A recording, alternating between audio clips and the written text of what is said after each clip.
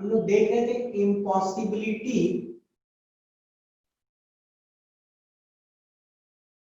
Of an electron in nucleus of an atom. एक atom के nucleus में electron के पाए जाने का संभावना ना के बराबर होता है। तो this we were seeing in the last class. Okay, तो चलो हम लोग इसको देखते हैं स्टडी से कि हमारे पास एक इक्वेशन है श्रोडिंगर की इक्वेशन। सर बोलिए। सर आपका वीडियो सर पॉज हो गया है सर। वीडियो क्यों पॉज होगा? ठीक तो है सर, पॉज हो गया है आपका वीडियो। हम लोग का तो ठीक है।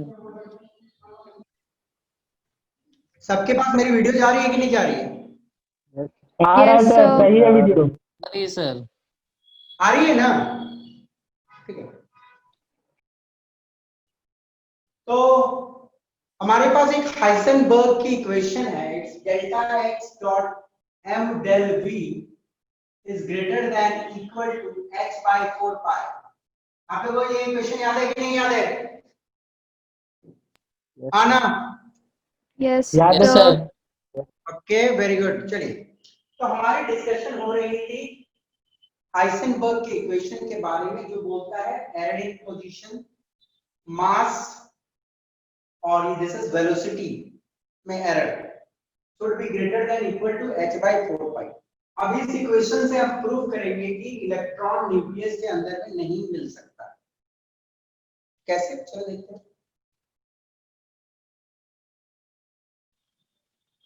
एक्चुअली हमने सोचा इलेक्ट्रॉन मिलेगा यहाँ पे, पर इलेक्ट्रॉन मिला इस पोजीशन पे जाके। तो ये जो डिस्टेंस है this is what? Delta x. Delta x बोले तो एरोडिक पोजीशन, ठीक है ना? अब मानो मैंने सोचा इलेक्ट्रॉन मिलेगा यहाँ पे और मिला वो न्यूक्लियस के एकदम दूसरे छोर पे। ओके, तो यदि न्यूक्लियस में इलेक्ट्रॉन इफ है तो मैक्सिमम एरर क्या हो सकता है? हम सोचेंगे इस कोना पे है और वो मिला जाके डायमीटर के दूसरे कोना पे। मैक्सिमम एरर यही हो सकता है कि नहीं? So this is the maximum error. आपको मैंने बताया था कि रेडियस ऑफ न्यूक्लियस रफली कितनी होती है? याद है किसी को? 10 to the power minus 15 meter. 10 to the power minus 15। तो हमारी एरर इन पोजीशन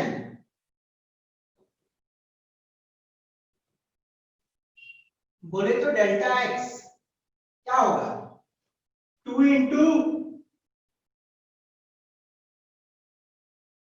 रेडियस, रफली 2 इंटू रेडियस हो सकता है, क्योंकि डायमीटर क्या होता है? रेडियस का दुगना होता है। ओके,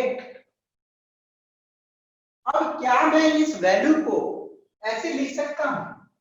रफली equal to 10 to the power minus 15।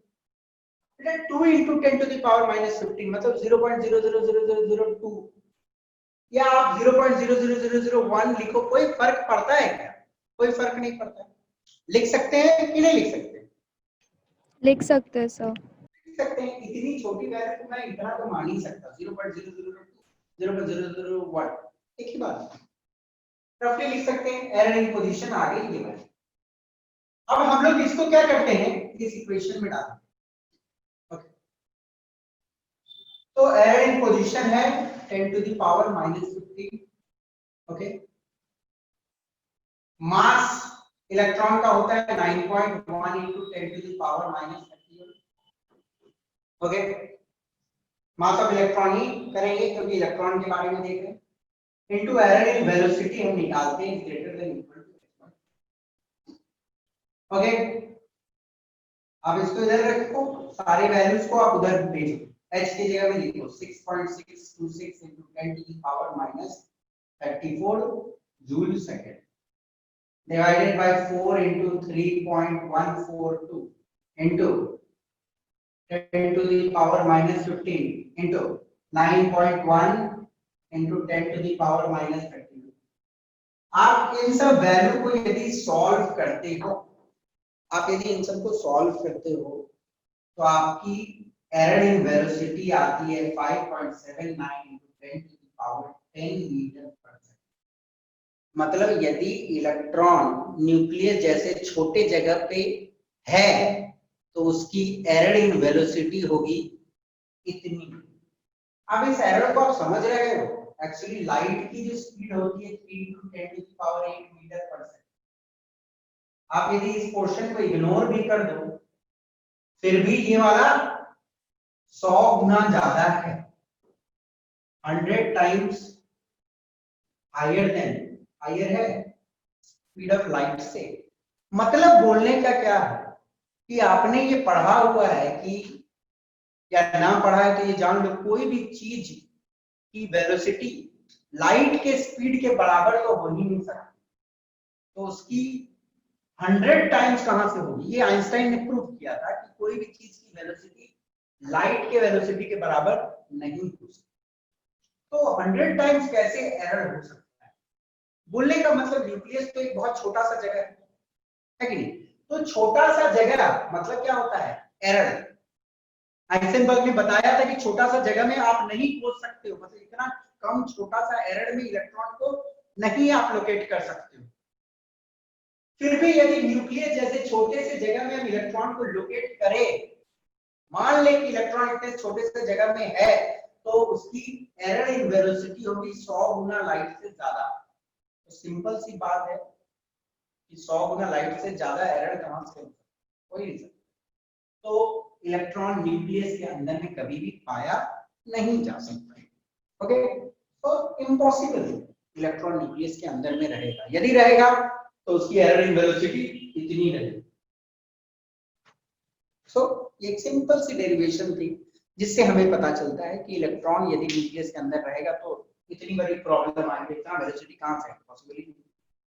I suppose the idea is clear, समझ आ गई? Yes sir. Yes, sir. और आई सपोज कि कुछ नए बच्चे भी हैं आज, some new students are here और व्हाट? Sir, कोई this बच्चा is my second class. Second class, बेटा सेकंड क्लास है तो ठीक है, फर्स्ट क्लास नहीं होना चाहिए। सर मेरा फर्स्ट क्लास है केमिस्ट्री का। ठीक है बेटा, फर्स्ट क्लास है तो आप पुराने लेक्चर्स देखे हो कि नहीं, आपको जो भेजा गया है? देख लेंगे आज वो ऐप पे ना। हाँ देख लो, ठीक है। तो चलिए, ये तो टॉपिक आपको नहीं समझ आई होगी, यदि आप पहले क्लास में होंगे तो सिंपल सी बात है। नेक्स्ट टॉपिक आपको समझ आएगी, ठीक। तो चलो अपना नेक्स्ट टॉपिक में आते हैं।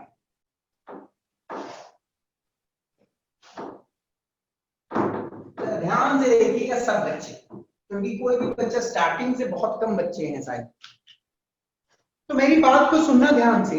हाइसेनबर्ग ने ये बताया, क्या बताया, कि ये इम्पॉसिबल है कि आप इलेक्ट्रॉन का एग्जैक्ट पोजीशन या एग्जैक्ट वेलोसिटी साथ में बता पाओ।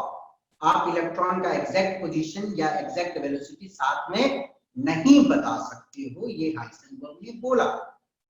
बट आप लोग जितने भी बच्चे यहाँ पे हो, आप ये सब जानते हो एक बात, कि नील बोर ने बोला था कि इलेक्ट्रॉन एकदम फिक्स्ड के shell, L shell, M shell में घूमेगा।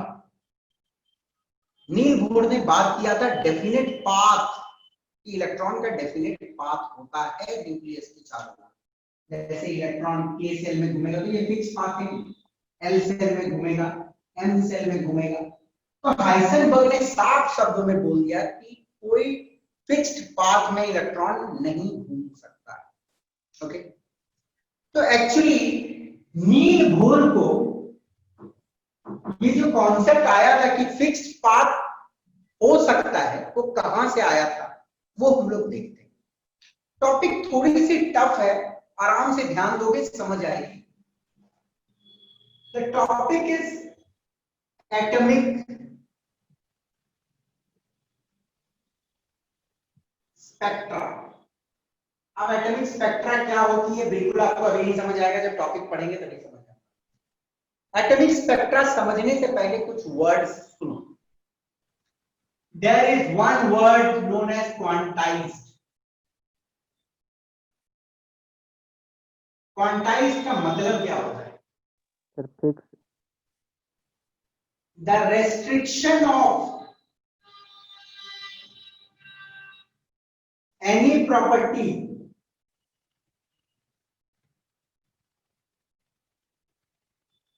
to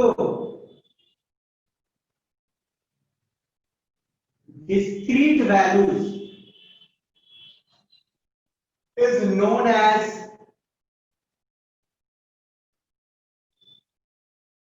quantization।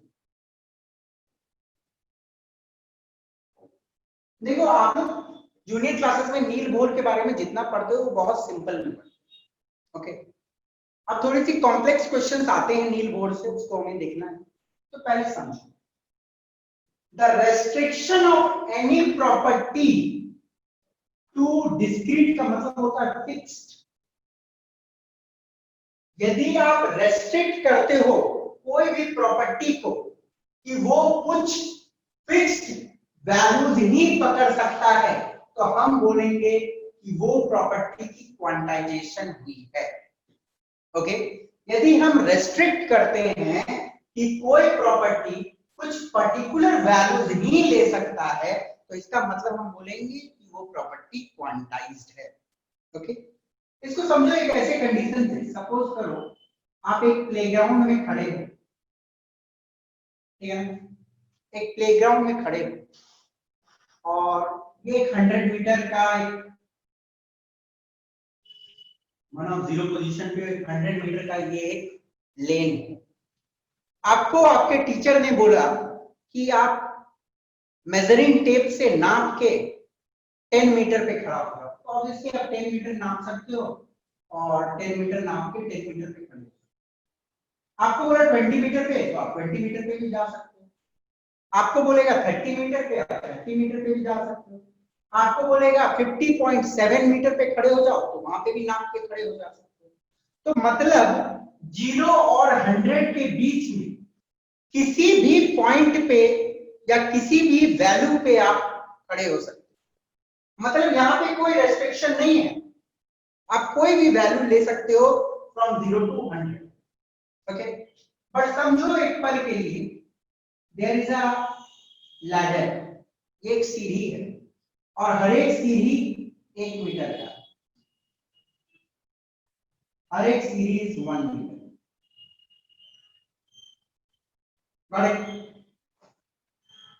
मैं बोलूंगा आपको कि बेटा आप 1 मीटर पे खड़े हो जाओ, तो आप क्या करोगे? पहला सीढ़ी पे खड़े हो जाओ, तो जमीन से 1 मीटर पे खड़े हो गए। मैं आपको बोला बेटा 2 मीटर पे खड़े हो जाओ, तो आप दूसरे सीढ़ी पे खड़े हो सकते हो। 1 मीटर और 1 मीटर, 2 मीटर हो गए जमीन से। अब यदि एक पल के लिए मानो मैं आपको बोलूं जमीन से 1.5 मीटर पे खड़े हो जाओ, तो आप तो कंफ्यूज हो जाओगे, क्योंकि 1.5 मीटर का मतलब 1 और 0.5 मतलब आपको यहाँ पे हवा में खड़ा। तो क्या आप एक सीढ़ी के केस से सारे वैल्यूज पकड़ पा रहे हो? आप 3.5 पे खड़ा होने बोलेंगे, आप खड़ा हो पाओगे? नहीं हो पाओगे। 3.2 पे बोलेंगे खड़ा होने के लिए, आप खड़ा हो पाओगे? नहीं हो पाओगे। आप या तो 1 पे खड़ा होगे, या तो 2 पे, या तो 3 पे, या तो 4 पे। तो यहाँ पे हमने हाइट को क्वांटाइज करना है, मतलब हाइट को बोला है कि तुम कुछ फिक्स्ड वैल्यूज ले सकते हो, ओके। इसका मतलब है हाइट इज क्वांटाइज्ड हियर। तो आप सभी को क्वांटाइज का मतलब समझ आया कि नहीं? आ गया? Yes, sir. Very simple. हाँ सर। अब देखो नील बोर्ड ने कुछ ऐसा ही बोला। सर हाँ बोलो। सर वो डेफिनेशन सर एक बार पढ़ दीजिए ना सर। पढ़ दे।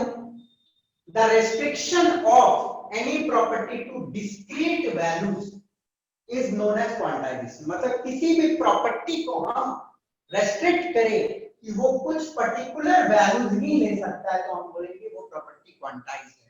जहां पे हाइट यहाँ पे कुछ पर्टिकुलर वैल्यू ही ले सकता है, तो हाइट इज क्वांटाइज्ड है, ठीक है ना? Got it? Yes sir. इस केस में क्या लेंथ क्वांटाइज है क्या पहला केस में? No, sir. नहीं, नहीं क्वांटाइज। सारे बच्चे आंसर देंगे जब पूछूंगा, ठीक है ना? कोई अपना माइक ऑन करके पर्टिकुलरली आंसर आप दे सकते हो। अब नील बोर्ड ने क्या बोला था, ध्यान से सुनो। नील बोर्ड ने बोला था कि इलेक्ट्रॉन के सेल में घूमेगा, तो के सेल का कुछ पर्टिकुलर रेडियस होता है जो मैंने आपको बताया हुआ कितना रेडियस होता है। नील बोर्ड ने बोला था कि इलेक्ट्रॉन एल सेल में घूमेगा, तो एल सेल का भी रेडियस आपको मालूम है। एम सेल में घूमेगा, वो भी रेडियस मालूम है आपको।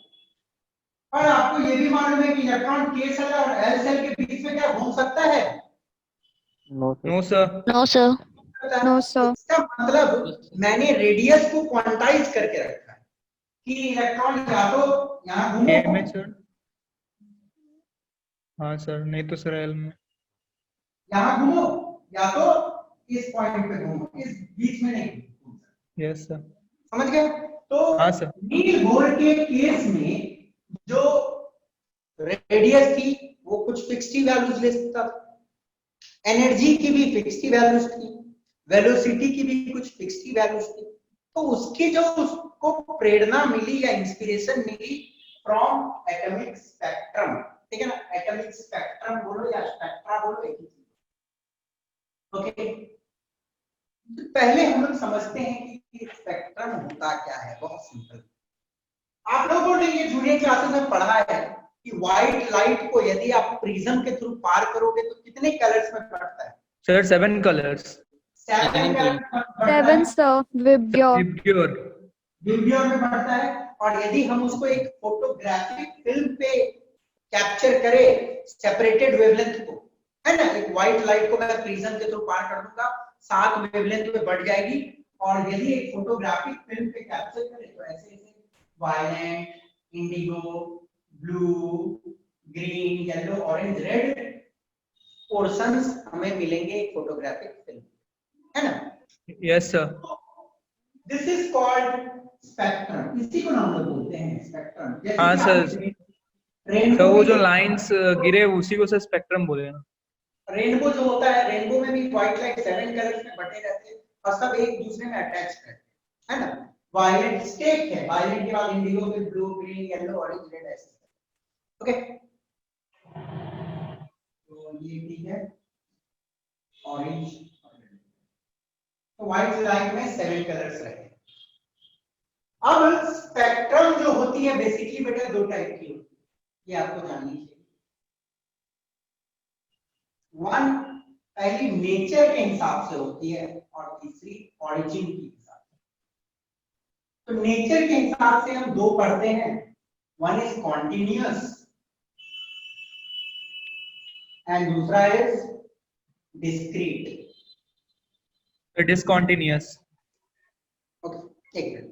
कंटिन्यूअस का मतलब कि सारे व्हाइट लाइट के सारे कलर प्रेजेंट है, और यदि मानो बाय चांस की कोई एक मिसिंग, मानो इंडिगो नहीं था, वो कहीं एब्जॉर्ब हो गया, तो कुछ पोर्शन यदि मिसिंग है, मानो ग्रीन भी नहीं है, ग्रीन कहीं एब्जॉर्ब हो गया, तो यदि कुछ पोर्शन बीच में मिसिंग होती है तो उसको हम लोग डिस्क्रीट बोलते हैं या डिसकंटिन्यूअस स्पेक्ट्रम भी।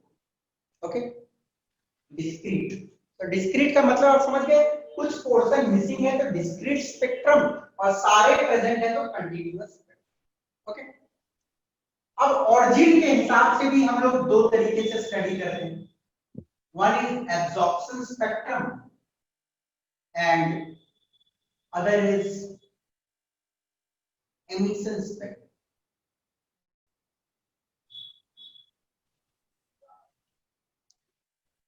ओके, तो ये वाले पोर्शन को हम लोगों को अपने सिलेबस में देखना है, और नील बोर्ड ने इसी से इंस्पिरेशन लिया था।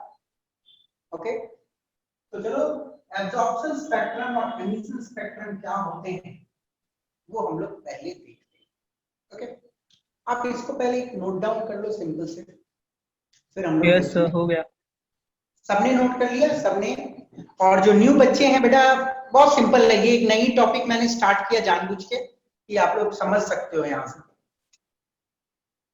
चलो ऋषिकेश माइक बंद कर लो, जब पूछना होगा तो ऑन कर लेना, ठीक है ना?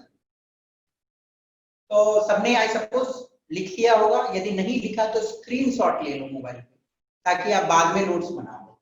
स्क्रीनशॉट ले लिया करो, लिखो मत, समझो। जब मैं पढ़ाता हूं तो समझो, स्क्रीनशॉट ले लो, फिर नोट्स बना लो, ठीक है। तो I suppose very simple, quantize समझ गए हैं, प्रॉपर्टी को रेस्ट्रिक्ट कर रहे हैं, कुछ पर्टिकुलर वैल्यूज लो।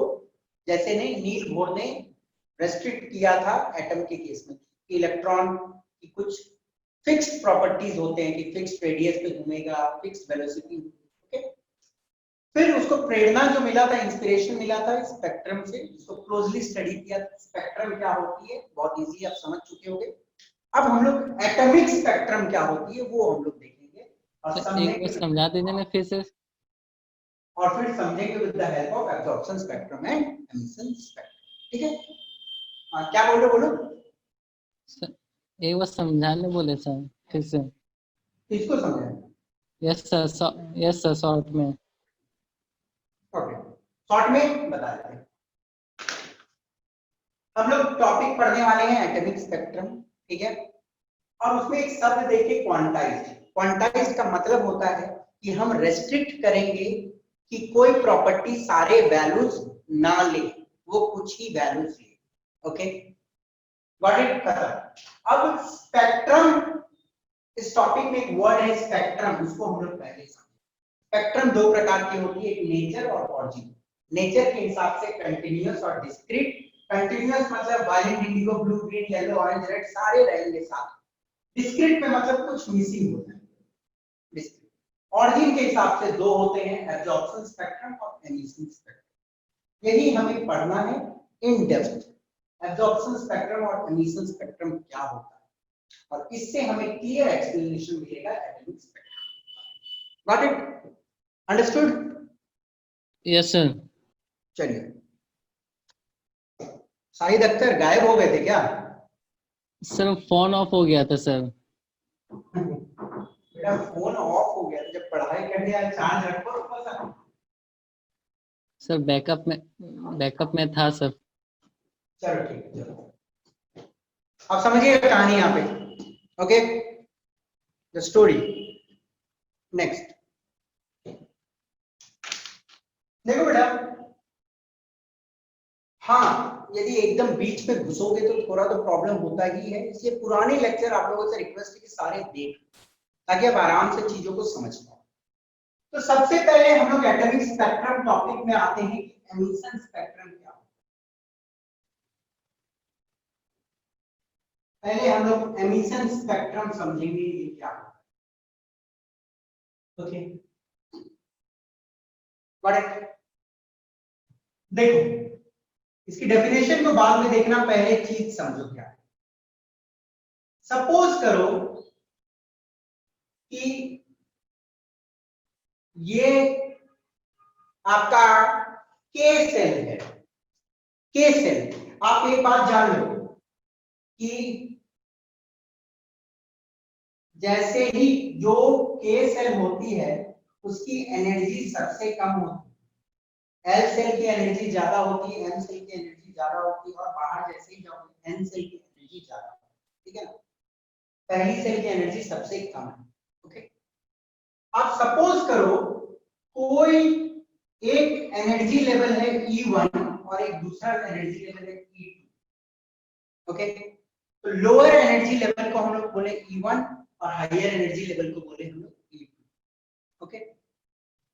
अब सपोज करो एक पल के लिए कि एक इलेक्ट्रॉन यहाँ पे पड़ा हुआ है, ओके। अब उसने किसी रेडिएशन से एनर्जी एब्जॉर्ब कर लिया, ठीक है ना, किसी रेडिएशन से एनर्जी एब्जॉर्ब कर लिया, ओके। और जब वो एनर्जी एब्जॉर्ब करेगा तो ऑब्वियस सी बात है कि हायर एनर्जी लेवल में चला जाएगा, ओके। किसी भी लाइट से इस इलेक्ट्रॉन ने एनर्जी एब्जॉर्ब किया और एब्जॉर्ब करके हायर एनर्जी लेवल में वो, ठीक है। बट अब ये ध्यान देना है आपको कि इसने एनर्जी एब्जॉर्ब करके ऊपर गया, मतलब क्या है, एक्साइटेड स्टेट में चला गया, अब एक्साइटेड स्टेट में वो ज्यादा देर नहीं रह सकता है, क्योंकि कोई चीज की एक्साइटमेंट ज्यादा देर नहीं रहती। कोई खुशी से, मतलब कोई चीज का खुशखबरी मिला, आप एक्साइटेड हो, थोड़ा देर आप खुश रहोगे, फिर उसके बाद नॉर्मल तो हो जाओगे। तो जैसे ही इलेक्ट्रॉन यहाँ था और एनर्जी एब्जॉर्ब करके ऊपर गया, तो हो गया क्या, वो एक्साइटेड स्टेट में गया, मतलब हायर एनर्जी स्टेट में गया, तो वहां पे वो ज्यादा देर नहीं रहेगा। उसकी एक्साइटमेंट जैसे ही खत्म होगी, फिर वो वहां से नीचे आ जाएगा। और जब नीचे आएगा वहां से, तो कुछ एनर्जी को रिलीज कर देगा। इसका मतलब क्या है, जितना एनर्जी एब्जॉर्ब करके वो ऊपर गया था, वहां पे वो ज्यादा देर नहीं रह पाएगा, फिर नीचे आने के दौरान उतना ही एनर्जी को रिलीज कर, ठीक है ना। और एक्चुअली जो एनर्जी एब्जॉर्ब करता है वो इन दोनों के डिफरेंस के बराबर ही करता है। मानो इस घर का एनर्जी 10 है और इस घर का एनर्जी 20, तो जब उसको 10 से 20 वाले एनर्जी घर में जाना था, तो वो 10 की एनर्जी कोई लाइट से एब्जॉर्ब किया, अंडरस्टूड।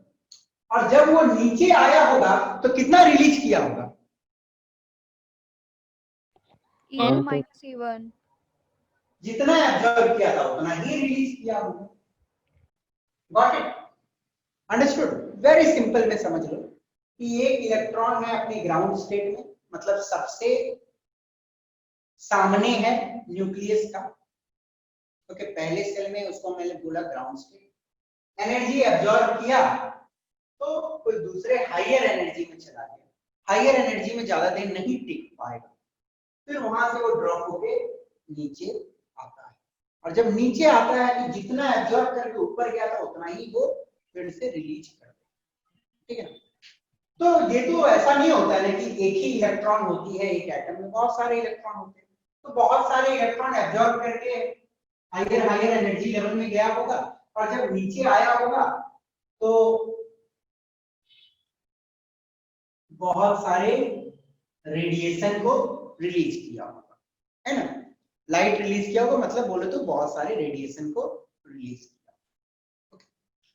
तो एमिशन स्पेक्ट्रम का यदि आप डेफिनेशन देखो, it's something like this: the spectrum of radiation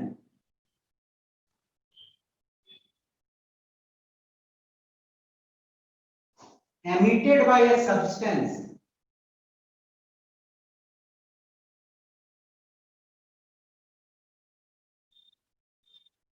that has absorbed energy। देखो,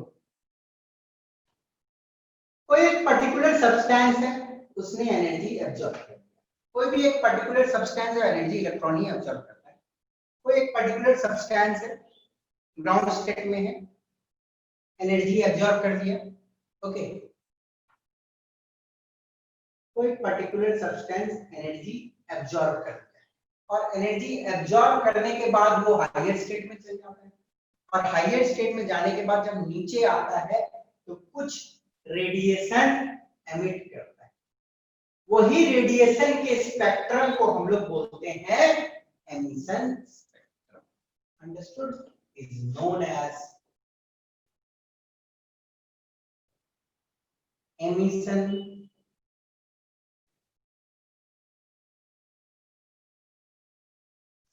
समझ आई। वेरी सिंपल सी चीज है, कोई पर्टिकुलर चीज है, उसने एब्जॉर्ब किया एनर्जी, एब्जॉर्ब करने के बाद हायर एनर्जी लेवल में गया, और वहां जाने के बाद जब फिर नीचे आया तो कुछ रेडिएशन एमिट किया, उस एमिटेड रेडिएशन के स्पेक्ट्रम को हम बोलेंगे एमिशन स्पेक्ट्रम। Okay, clear. अब होता क्या है, देखो, ये तो पहला स्टेप हुआ। अब दूसरा स्टेप में मैं आपको बोल रहा हूं, an atom in excited state, an atom in excited state will emit radiation। अब मुझे आप लोग बताओ, जो भी बच्चे हो, ये बताओ कि क्या ये ट्रू है कि फॉल्स है। एक एटम है, उसके इलेक्ट्रॉन एक्साइटेड स्टेट में चले गए, तो क्या वो एनर्जी रेडिएट करेगा कि नहीं रेडिएट करेगा? अरे तो करेगा। करेगा सर। करेगा, सिंपल सी बात है ना। एक Yes, एटम करेगा। इलेक्ट्रॉन ने एनर्जी एब्जॉर्ब किया, हायर एनर्जी में चला गया, एक्साइटेड हो गया, हायर एनर्जी में एक्साइटमेंट में ज्यादा देर नहीं रह पाएगा, जब नीचे आएगा तो फिर से रेडिएशन एमिट करना ही करना है, ठीक है। आप देखो क्या है, the emitted radiation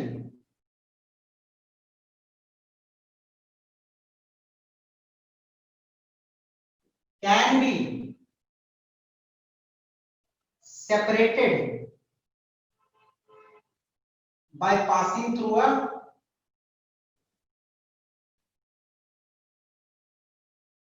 prism.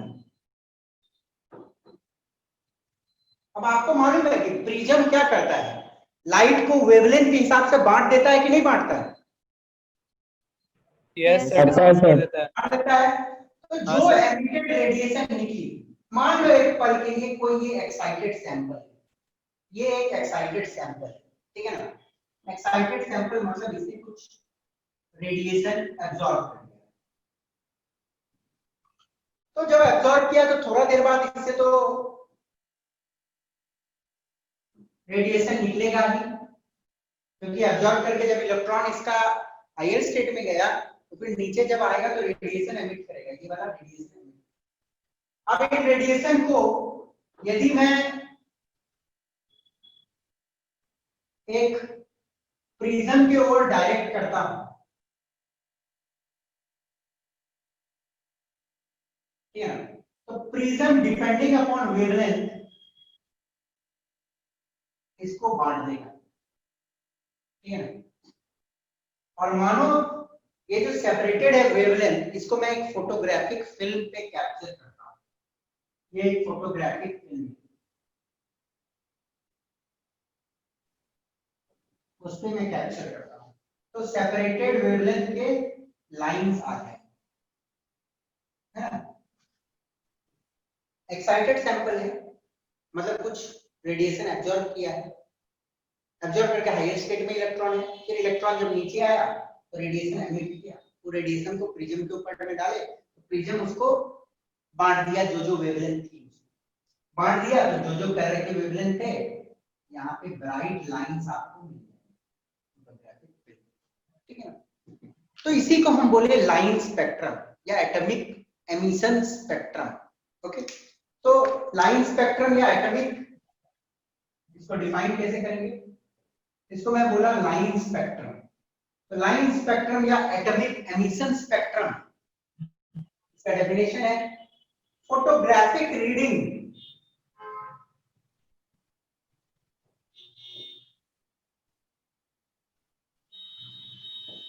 of separated wavelength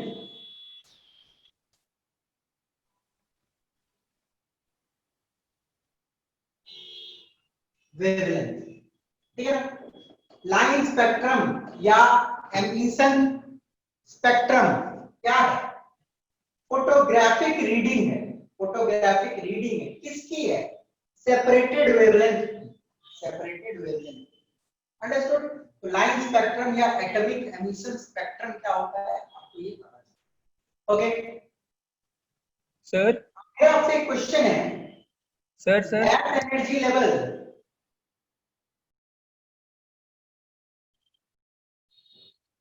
एक छोटा सा question, dash energy level to dash energy level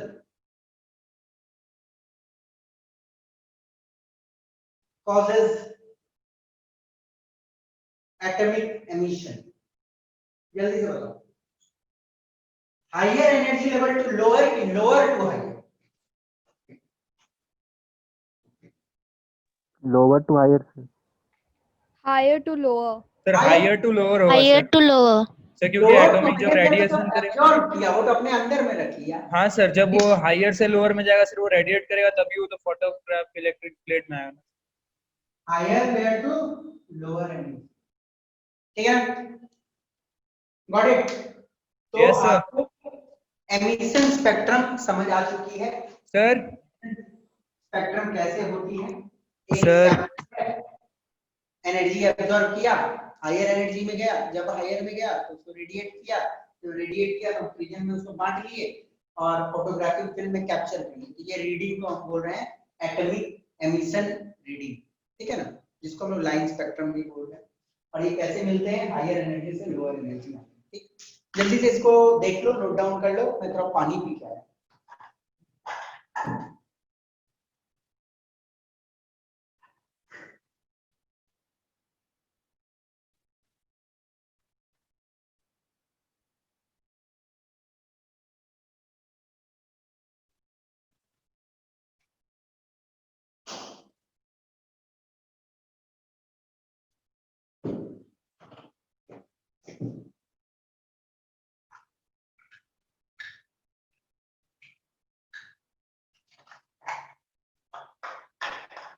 चलिए इसको नोट डाउन कर लिए। अब मैं कुछ इंपॉर्टेंट बताने वाला हूं।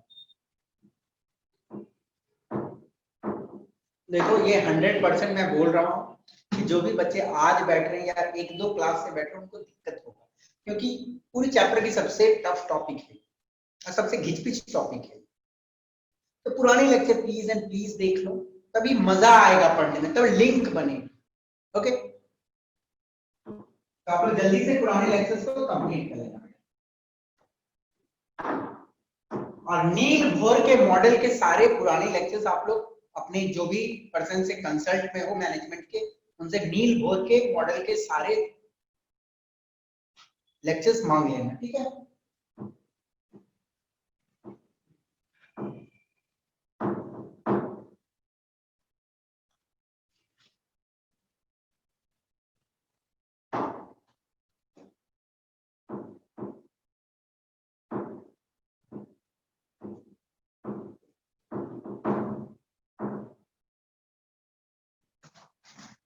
चलिए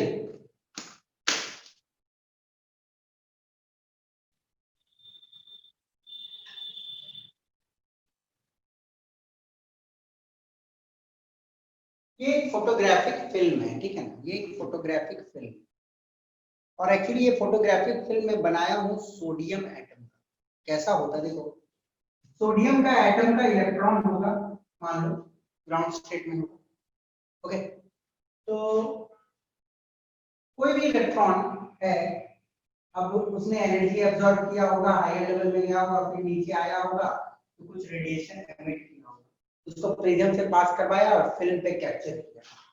तो एक्चुअली क्या देखा गया कि फोटोग्राफिक फिल्म पे दो ब्राइट येलो लाइंस मिलते हैं, येलो लाइंस मिलते हैं।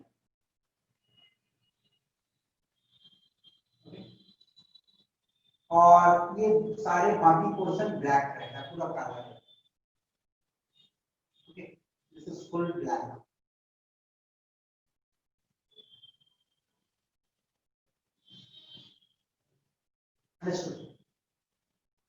ये सोडियम की एमिशन स्पेक्ट्रम है।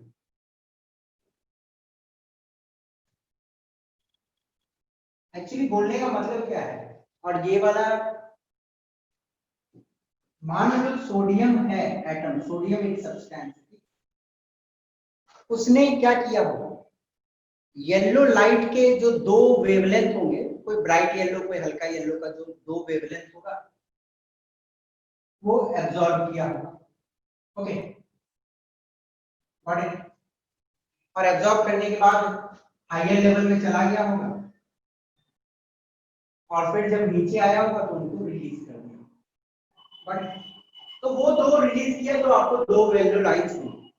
अब सोडियम के आप एटम में व्हाइट लाइट डालोगे तो हमेशा वो यही दो येलो लाइंस देगा और कुछ नहीं देगा। कोई भी लाइट डालो आप, वो सिर्फ दो ही येलो वाला ही एब्जॉर्ब करता है और फिर हायर स्टेट में जाता है और फिर नीचे आता है, दो ही रिलीज करता है। ऐसा इसलिए है क्योंकि देखो, मानो सोडियम के लाइट का एनर्जी 10 है, नहीं मान लो इसके ग्राउंड स्टेट, सोडियम के ग्राउंड स्टेट का एनर्जी है 10, पहले सेल का एनर्जी है 10। मानो इसमें कोई दो इलेक्ट्रॉन पड़ी, ठीक, अब ये पहला सेल है, अब मानो एक दूसरा सेल है और एक तीसरा सेल। ओके,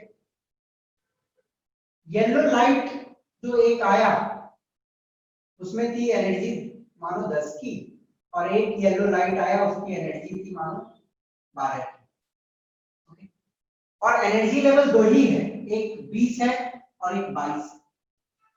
ठीक है, तो 10 वाला एब्जॉर्ब किया होगा तो 10 10 मिला के 20, तो इलेक्ट्रॉन पहुंच गया होगा यहाँ। ठीक है ना, ये इलेक्ट्रॉन चला गया। अब 12 और 10 एब्जॉर्ब किया होगा तो ये इलेक्ट्रॉन चला हो गया 22। ठीक है ना। अब मेरा बोलने का मतलब है कि यदि इस पे आप 15 की एनर्जी डालो या कोई 16 की एनर्जी वाला लाइट डालो, ये एब्जॉर्ब नहीं करेगा। क्यों नहीं करेगा? क्योंकि 15 और 10 25 वाला कोई एनर्जी लेवल है ही नहीं। मान लो डायरेक्ट 22 के पास 30 आ, कोई एक एनर्जी लेवल है 10 फिर 20 फिर 22 फिर 30, ऐसा कोई एनर्जी लेवल है मान लो। तो 15 वाला एब्जॉर्ब ही नहीं करेगा। काहे नहीं एब्जॉर्ब कर पाएगा? काहे कि 15 10 25 कोई एनर्जी लेवल 25 है ही, 16 10 26 कोई एनर्जी लेवल 26 है ही नहीं। तो एब्जॉर्ब उसी को करेगा जो एनर्जी लेवल एग्जिस्ट करे। ओके, क्योंकि इलेक्ट्रॉन तो घूमता है, कोई पर्टिकुलर घड़ी में घूम रहा है, वो घर रहेगा तभी ना वहां पे वो जा पाएगा, रहेगा नहीं तो उतनी की एनर्जी वो एब्जॉर्ब करेगा। तो हर केस में वो जो एनर्जी एब्जॉर्ब करेगा वो सेम ही एब्जॉर्ब करेगा, चाहे कुछ भी डाले, और हर केस में जो निकलेगा रेज वो भी सेम निकलेगा। तो सबकी सेल की डिस्टेंस सेम हो, डिफरेंट होगी। सोडियम का के सेल का जितना रेडियस होगा जरूरी नहीं है कि मैग्नीशियम का के सेल का उतना ही रेडियस होगा। एल सेल का अलग होगा, अलग अलग एटम्स। तो ये जो एटॉमिक स्पेक्ट्रम होते हैं ये एक बार कोड की तरह होता है एक एटम का। बार कोड का मतलब आई सपोज आप लोग समझ सकते हो, मतलब कोई भी प्रोडक्ट के पीछे में आप देखोगे ना कि इस तरह का कोड होता है। देखिए ना, कोई भी प्रोडक्ट के नीचे में इस तरह का कोड होता है जिसमें यूनिक इंफॉर्मेशन होती है सिर्फ इसी प्रोडक्ट की। हर आइटम का बारकोड अलग होता है। ठीक उसी प्रकार सोडियम का जो एमिशन स्पेक्ट्रम होगा वो कोई और आइटम से मिलता जुलता नहीं होगा, ये यूनिक होती है एक एलिमेंट की, क्योंकि सेल की रेडियस भी तो यूनिक है, सब केस में डिस्टेंस यूनिक है, एनर्जी यूनिक है। ओके, समझ गए? तो ये कहानी है सोडियम की एमिशन स्पेक्ट्रम की, and it's a unique spectrum. आप लोग जब पूरा स्पेक्ट्रम पढ़ लोगे टॉपिक, मतलब इस 11th 12th में तो नहीं है पढ़ना है, जब पूरा पढ़ लोगे हायर लेवल में जाके तो आपको एक फोटोग्राफिक रीडिंग दे दी जाएगी और बोला जाएगा ये देख के बताओ तो किसका है, तो आप देख के बता सकते हो कि कौन सा एलिमेंट का है। Okay, it's a unique property of every element. तो सोडियम का एमिशन स्पेक्ट्रम हमेशा ऐसा ही आएगा, चाहे 1000 बार 1 करोड़ बार एक्सपेरिमेंट करो। ओके, दो येलो लाइंस उसमें सोडियम के एमिशन स्पेक्ट्रम में दिखता है, बाकी ब्लैक। अब एमिशन के बाद एब्जॉर्प्शन स्पेक्ट्रम, ये क्या होता है?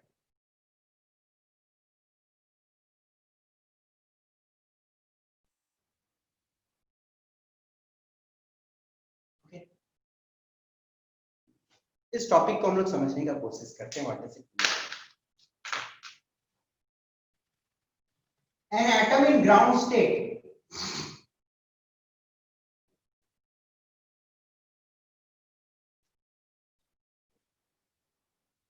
can absorb certain component of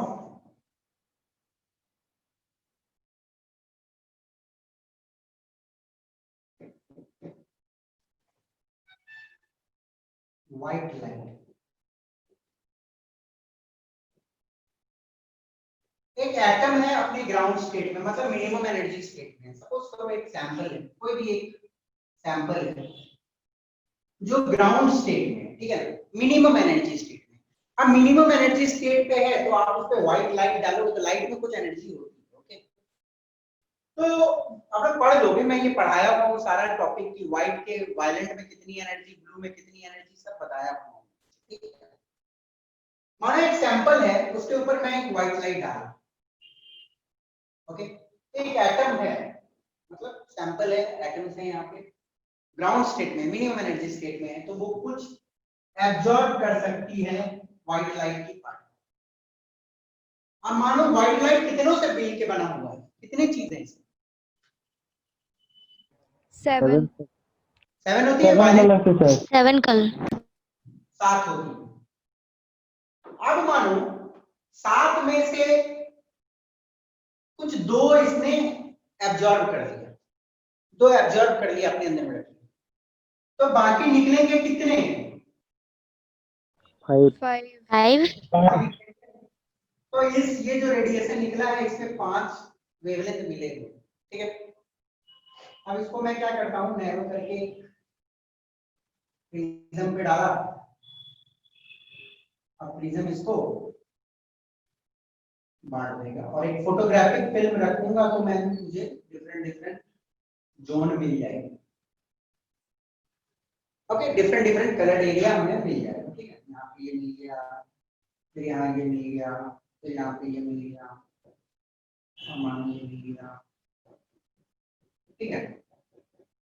कुछ ऐसे मिले मान, ठीक है। ये सिर्फ कलर है, ये ब्लैक नहीं है बेटा, मुझे ब्लैक नहीं बनाना चाहिए, एक्चुअली कलर है। कलर तो मैं उतना यूज नहीं कर सकता हूँ, मेरी भी रिस्ट्रिक्शन है। सपोज करो कुछ कलर जोन आए, सारे सेम नहीं आएंगे, सारे अलग अलग आएंगे, ठीक है। कुछ कलर जोन आए, ओके। तो एक बात आपसे पूछना है, missing component produces black reason, ये ध्यान से सुनो। अब देखो 5 में से ये 7 में से 5 एब्जॉर्ब हो गया, सॉरी 7 में से 2 एब्जॉर्ब हो गया और 5 पार हुआ, तो 5 तो कलर रीजन बनाएंगे, बट उस एरिया में ये वाला जो मिसिंग होगा उस जगह पे क्या होगा? ब्लैक रहेगा, काहे कि उस वाले जगह पे तो पड़ा ही नहीं जाता, रहेगा कि नहीं रहेगा? Yes, sir. Yes, sir. Simple सी बात है, जो वेवलेंथ पड़ेंगे वहीं पर लाइट पड़ेगा, बाकी जो नहीं है वो तो ब्लैक ही रहेगा उस रीजन में। तो आपको याद रखना है ये चीज कि missing component produces black reason. Photographic film पे एब्जॉर्प्शन स्पेक्ट्रम में मिसिंग कंपोनेंट फोटोग्राफिक फिल्म पे ब्लैक रीजन बनाई। मानो यहाँ भी कुछ मिसिंग है तो ये पूरा ब्लैक है, कोई इधर से मिसिंग है तो कुछ ब्लैक रहेगा, ओके। अब मेरा आपसे एक छोटा सा क्वेश्चन है कि ये जो एब्जॉर्ब हुआ तो ये तो कुछ इलेक्ट्रॉन को एक्साइट किया होगा कि नहीं किया होगा? किया होगा, हायर लेवल में ले गया होगा और फिर डी एक्साइट करके रेडिएट किया होगा। तो ये जो 2 एब्जॉर्ब हुई है वो किस स्पेक्ट्रम में आपको दिखेगी? इमिशन में एमिशन में Emission दिखेगी। में। एब्जॉर्ब हो गया, Yes, sir. इलेक्ट्रॉन एक्साइट किया, जब थोड़ा देर बाद नीचे आएगा तो डी एक्साइट होकर जब नीचे आएगा तो रेडिएशन निकलेगी, वो वाला दिखेगा आपको एमिशन से, ओके। तो एक्चुअली बोलने का मतलब है, यदि मैं आपको सोडियम का एब्जॉर्प्शन स्पेक्ट्रम का फोटोग्राफिक फिल्म दिखाऊं, सोडियम का this is absorption spectrum,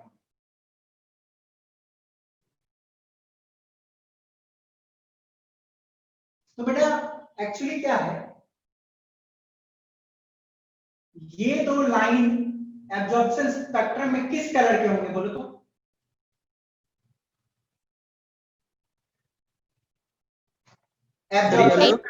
sir yellow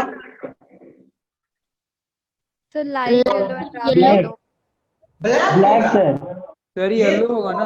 absorb हो चुका है, ये 2 एब्जॉर्ब हो चुका यस है, सर। ये दोनों ब्लैक देंगे और बाकी ये जो एरिया सब ब्लैक है इसमें क्या रहेगा? ये area So colored red. Sir yellow रहेगा ना? कलर रहेगा, येलो का तो अपना फ्रीक्वेंसी है ना, तो इस एरिया में आएगी।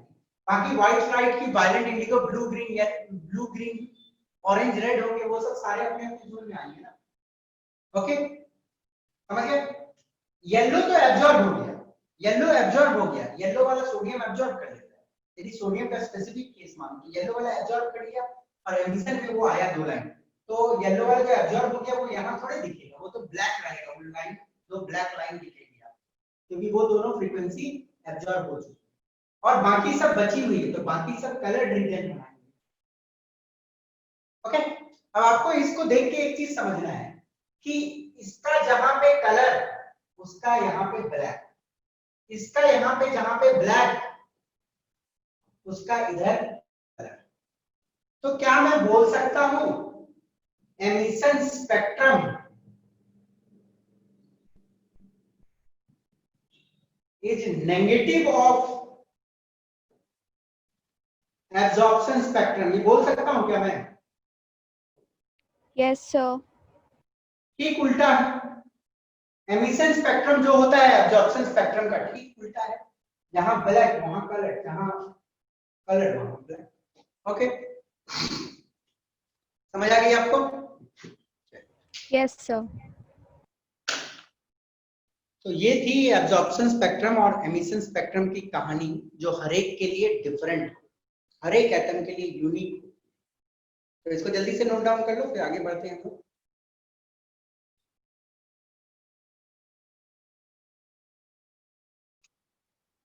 हो गया?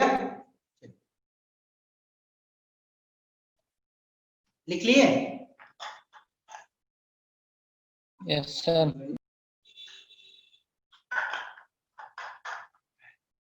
हो गया सर।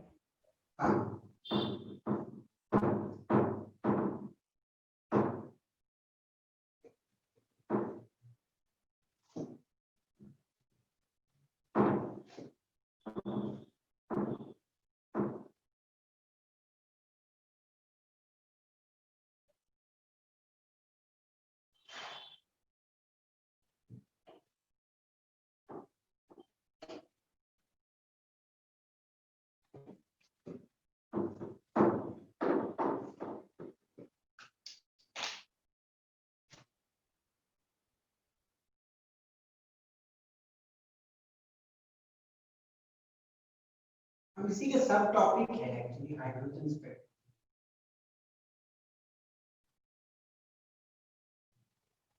देखो, हाइड्रोजन का मैं आपको एमिशन स्पेक्ट्रम का फोटोग्राफिक रीडिंग दिखा, हाइड्रोजन के एमिशन स्पेक्ट्रम का जो फोटोग्राफिक रीडिंग देखोगे तो उसमें 4 लाइन है, violet, blue, green, red. Okay, violet, blue, green और रेड। ओके, एक्चुअली सबकी तो अपनी एक फ्रीक्वेंसी है ना, तो फ्रीक्वेंसी के हिसाब से कुछ एब्जॉर्ब हो जाती है, और जो एब्जॉर्ब होती है फिर वो एक्साइट करती है इलेक्ट्रॉन को, फिर ड्रॉप होता है, तो आपको ये सारे मिलते हैं। तो हाइड्रोजन की this is emission spectrum. Okay,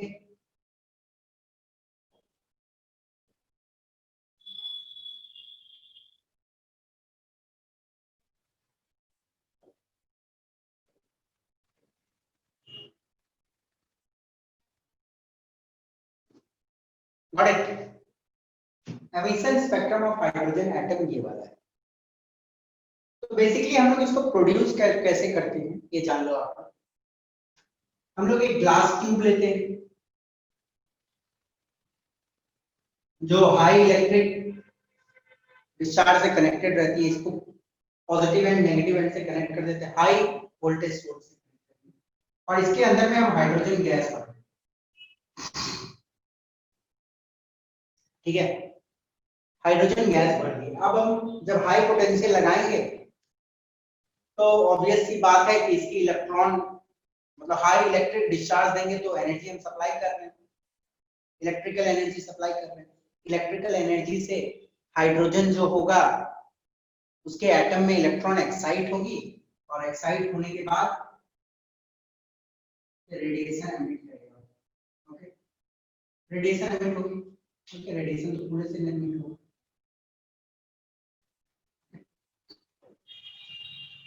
इस ग्लास ट्यूब से, this is a glass tube, it's discharge tube with hydrogen gas. अब इसको क्या करेंगे हम लोग,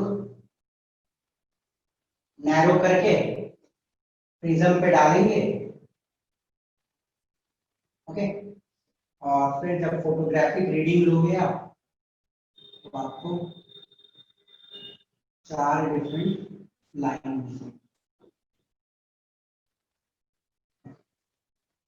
ये तरीका है हाइड्रोजन स्पेक्ट्रम जनरेट करने का। हाइड्रोजन गैस लिया है, एक्साइट कर दिया, तो इलेक्ट्रिकली एक्साइट होने के बाद रेडिएट करेगी, रेडिएट किया, प्रिज्म से उसको सेपरेट किए वेवलेंथ को, फोटोग्राफिक फिल्म पे कैप्चर किया। एक्चुअली जो electrically excited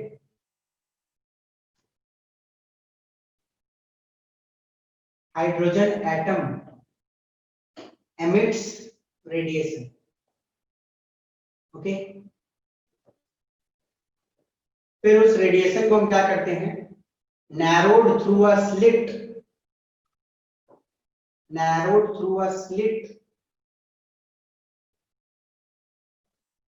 on a prism।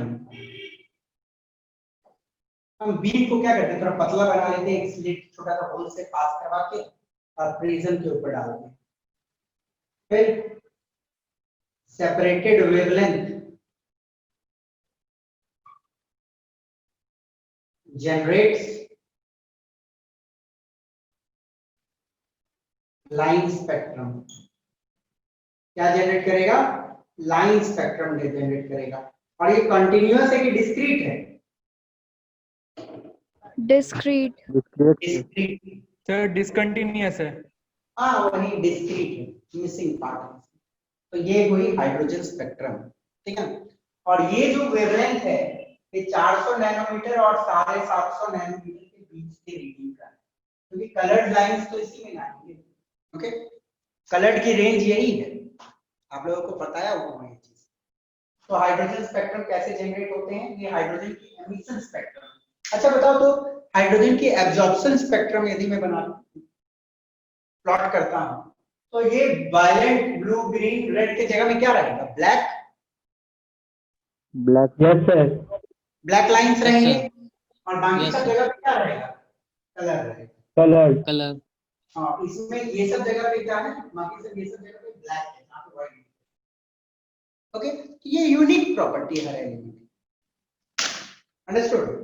तो आज के लिए फिलहाल मैं इतना ही रहने देता हूँ। नेक्स्ट क्लास में हम लोग टच करेंगे हाइड्रोजन स्पेक्ट्रम से रिलेटेड कुछ इंपॉर्टेंट पार्ट्स को, ओके। और इस टॉपिक को थोड़ा और डिटेल्स में देखेंगे कि किस तरह बोर्ड ने बताया कि डेफिनेट एनर्जी लेवल ही होती है, डेफिनेट सेल्स ही होती है, इसी एक्सपेरिमेंट के तहत उन्होंने बताया। तो वी विल डील सर मेरा एक क्वेश्चन है सर, आप जो toward the quadrant mechanical models बताए थे उसका 2 पार्ट्स था, एक पार्ट बताया, दूसरा पार्ट कब बताइएगा?